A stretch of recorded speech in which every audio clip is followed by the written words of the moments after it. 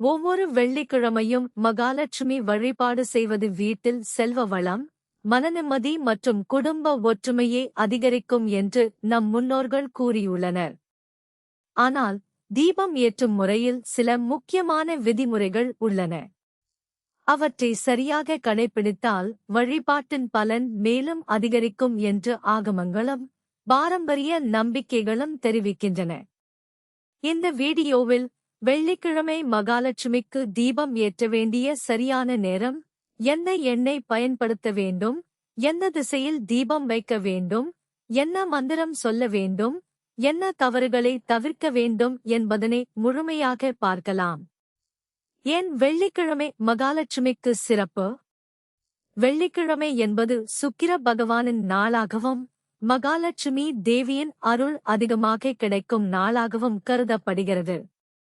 இந்த நாளில் வீட்டில் சுத்தம் செய்து மனதையும் தூய்மைப்படுத்தி தீபம் ஏற்றி வழிபடுவது வாழ்க்கையில் நேர்மறை சக்தியை அதிகரிக்கும் என்று நம்பப்படுகிறது.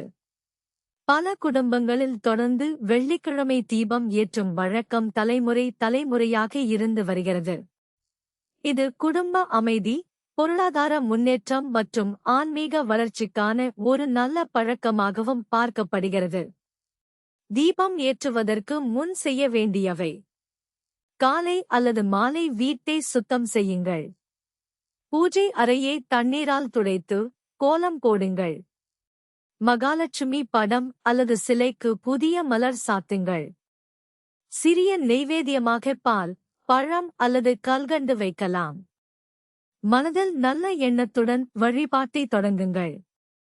தீபம் ஏற்ற சிறந்த நேரம்: வெள்ளிக்கிழமை சூரிய அஸ்தமனத்திற்கு சற்று முன்போ அல்லது மாலை 5:45 மணி முதல் 6:45 மணி வரை தீபம் ஏற்றுவது பலர் பின்பற்றும் வழக்கமாகும்.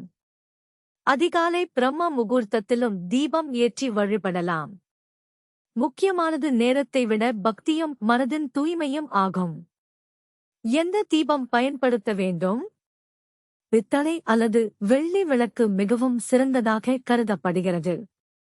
மண் அகல் விளக்கும் பயன்படுத்தலாம். உடைந்த அல்லது விரிசல் உள்ள விளக்குகளை பயன்படுத்தாமல் இருப்பது நல்லது. தீபம் ஏற்றுவதற்கு முன் விளக்கை நன்றாக சுத்தம் செய்ய வேண்டும். எந்த எண்ணெய் அல்லது நெய் பயன்படுத்தலாம்? பசு நெய் மிகவும் புனிதமானதாக கருதப்படுகிறது. நல்லெண்ணெய் பயன்படுத்தியும் தீபம் ஏற்றலாம். பல எண்ணெய்களை ஒன்றாக கலந்து பயன்படுத்தாமல் இருப்பது நல்லது. தீபத்திற்கு தூய்மையான திரியை மட்டுமே பயன்படுத்துங்கள். தீபத்தை எந்த திசையில் வைக்க வேண்டும்?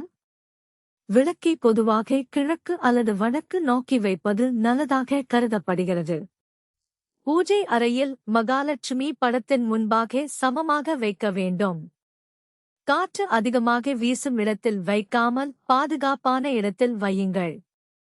தீபம் ஏற்றும்போது சொல்ல வேண்டிய மந்திரம்: ஓம் ஸ்ரீம் மகாலட்சுமியே நம அல்லது ஓம் மகாலட்சுமி நமோ நம. இந்த மந்திரத்தை 11 முறை அல்லது 108 முறை பக்தியுடன் சொல்லலாம். மந்திரம் சொல்லும்போது மனதை ஒருமுகப்படுத்துவது முக்கியம். தீபம் எவ்வளவு நேரம் எரிய வேண்டும்? இயன்றவரை தீபம் தானாக அணையும் வரை எரிய விடலாம். பாதுகாப்பு காரணங்களால் அணைக்க வேண்டிய சூழ்நிலை இருந்தால் மரியாதையுடன் அணைக்கலாம். ஊதி அணைப்பதை விட பூவால் அல்லது மெதுவாக திரியை மூடி அணைப்பதை சிலர் பின்பற்றுகின்றனர். வெள்ளிக்கிழமை செய்யக்கூடிய கூடுதல் வழிபாடுகள்: அஷ்டலட்சுமி ஸ்தோத்திரம் பாராயணம் செய்யலாம். ஸ்ரீ சூக்தம் கேட்கலாம் அல்லது பாராயணம் செய்யலாம். சுமங்கலி பெண்களுக்கு குங்குமம் வழங்கலாம். ஏழை மக்களுக்கு உணவு அல்லது ஆடை தானம் செய்யலாம். துளசி செடிக்கு தண்ணீர் ஊற்றி பிரார்த்தனை செய்யலாம். தவிர்க்க வேண்டிய பொதுவான தவறுகள்: அழுக்கான விளக்கில் தீபம் ஏற்ற வேண்டாம். எரிந்து முடிந்த பழைய திரியை மீண்டும் பயன்படுத்த வேண்டாம். கோபம் அல்லது மனக்கசப்புடன் வழிபாடு செய்ய வேண்டாம். வீட்டில் சண்டை ஏற்பட்ட உடனேயே வழிபாடு செய்வதை விட மன அமைதியுடன் வழிபட முயற்சிக்கவும். விளக்கை பாதுகாப்பற்ற இடத்தில் வைக்க வேண்டாம். தீப வழிபாட்டின் ஆன்மீக பொருள். தீபம் என்பது வெளிச்சத்தின் அடையாளம் மட்டுமல்ல, அது அறியாமையே அகற்றி ஞானத்தை தரும் ஒளியின் சின்னமாகவும் பார்க்கப்படுகிறது. மகாலட்சுமி வழிபாட்டில் தீபம் ஏற்றுவது செல்வம் மட்டுமல்ல, மனநிறைவு, குடும்ப ஒற்றுமை மற்றும் நல்ல எண்ணங்களை வளர்க்கும் ஆன்மீக பயிற்சியாகவும் கருதப்படுகிறது. நிறைவுரை. வெள்ளிக்கிழமை மகாலட்சுமிக்கு தீபம் ஏற்றுவது வெறும் ஒரு சடங்கு அல்ல, பக்தி, ஒழுக்கம், நன்றியுணர்வு மற்றும் நல்ல மனநிலையுடன் செய்யப்படும் ஒரு ஆன்மீக வழிபாடாகும்.